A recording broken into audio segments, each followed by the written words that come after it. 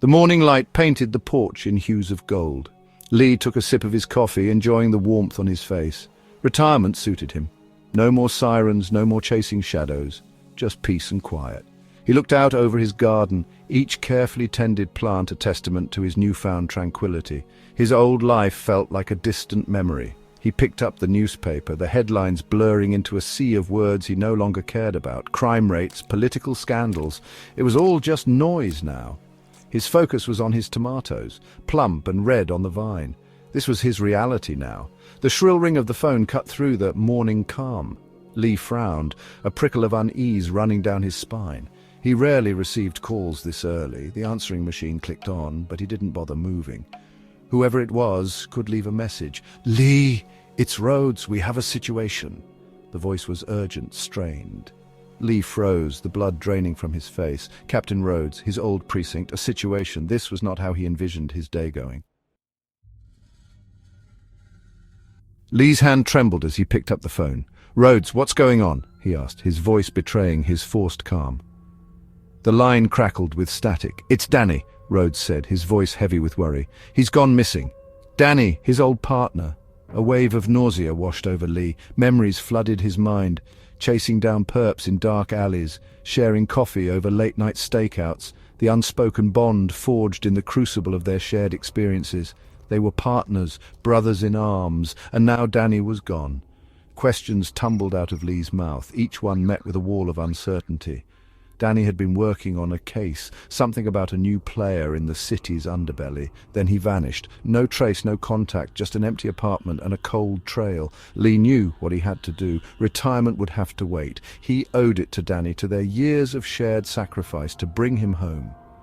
The quiet life he had built crumbled around him as he grabbed his jacket and headed for the door.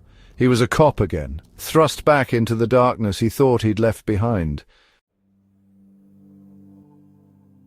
The precinct buzzed with activity, but Lee only saw ghosts.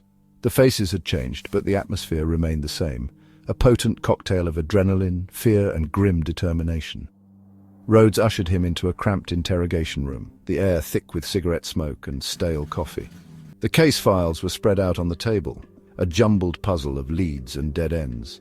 Danny had been investigating a string of robberies, each one bolder than the last.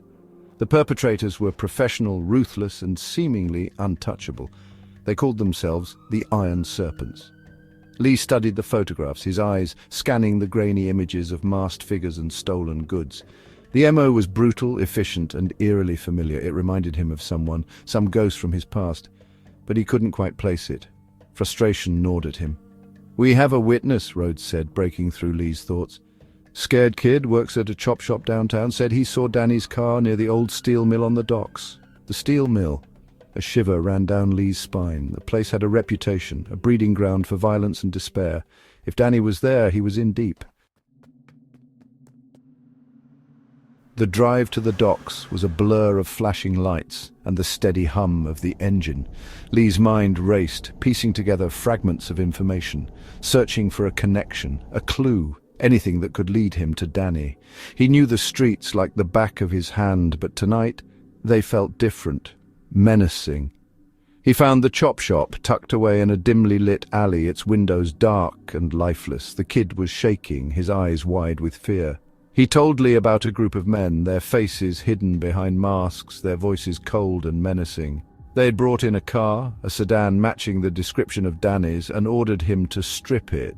The kid pointed to a symbol spray-painted on the wall, a serpent coiled around a gear. The Iron Serpents, their mark was a promise and a threat. Lee could feel their presence now, a palpable weight in the air. They were watching, waiting. He had walked into their web, and they knew it. Lee thanked the kid, slipping him a card with a number on it. "Call me if you remember anything else," he said, his voice low and reassuring. He knew the kid wouldn't call, not with the fear that clung to him like a shroud. But he had to try. He owed Danny that much. That. The steel mill loomed over the docks, a skeletal giant silhouetted against the night sky. Rusting cranes stood like sentinels, their long arms reaching out towards the city. The air was thick with the smell of salt water and decay. Lee could feel the pulse of the city around him, but here, in the shadow of the mill, it felt distant. irrelevant. He moved through the abandoned buildings with practiced ease, his senses on high alert. The silence was unnerving, broken only by the distant screech of a seagull. He checked each empty room, each darkened corner, his heart pounding in his chest. He found what he was looking for in a dilapidated warehouse at the edge of the complex. The door creaked open, revealing a scene frozen in time. Danny's jacket lay discarded on the floor, a single bullet hole piercing the fabric. The air was thick with the metallic tang of blood. Lee's stomach churned. This wasn't a robbery. This was personal. The Iron Serpents hadn't just taken Danny, they had sent a message. A message etched in blood and steel. They were playing for keeps, and they had no intention of leaving any witnesses. Section 6. Into the belly of the beast. Lee knew time was running out. He had to find Danny, and he had to find him fast. The steel mill was a labyrinth, a maze of interconnected buildings and underground tunnels. He needed a plan, a way to draw the Iron Serpents out of hiding. He found what he was looking for in the mill's control room. The old radio equipment was still operational, a relic from a bygone era. He tuned it to the emergency band, his fingers flying across the dials. Then he sent out a message that would echo through the darkness, a message that would bring the Iron Serpents to him. He waited, his hand hovering over his holster. The minutes stretched into an eternity. Just when he was about to give up hope, he heard it. The sound of boots on metal, the clink of chains, the unmistakable sounds of men on the move. They were coming. Section 7. A desperate rescue. The Iron Serpents emerged from the shadows, their faces hidden behind grotesque masks, their eyes glinting with cold fury. They fanned out, surrounding Lee, their weapons trained on him. He was outnumbered, outgunned, and out of time. But he had one advantage. They underestimated him. He moved with a speed and ferocity that belied his age, his years of experience honed to a razor's edge. He disarmed one, his fist connecting with a satisfying crunch. He dodged another's attack, sending him crashing into a stack of crates. But they kept coming, relentless, unforgiving. He caught a glimpse of Danny, then his face bruised and bloodied, his hands bound behind his back. He was alive, but barely. The sight of his old partner, broken and defeated, ignited a fire in Lee's gut. He wouldn't let them take Danny. Not tonight, not ever. Section 8. Partners reunited. The warehouse exploded in a cacophony of gunfire and screams. Lee fought his way through the chaos, his every movement fueled by adrenaline and desperation. He reached Danny, his heart pounding in his chest. "Easy, partner," he said, his voice calm amidst the storm. "I got you." He cut Danny's binds, his hands working on autopilot. Danny coughed, his eyes flickering open. "Lee?" he croaked, his voice hoarse. "What the hell?" Lee didn't answer. He didn't have time for explanations. He pulled Danny to his feet, adrenaline masking the pain in his own body. "We need to go, now!" They moved as one, two shadows slipping through the darkness, the echoes of gunfire fading behind them. Lee bundled Danny into his car, the engine roaring to life. He glanced back at the steel mill, its silhouette receding into the night. He had found Danny, but the fight was far from over. Section 9. The Unfinished Business. The morning light found Lee sitting beside Danny's hospital bed, a steaming cup of coffee in his hand.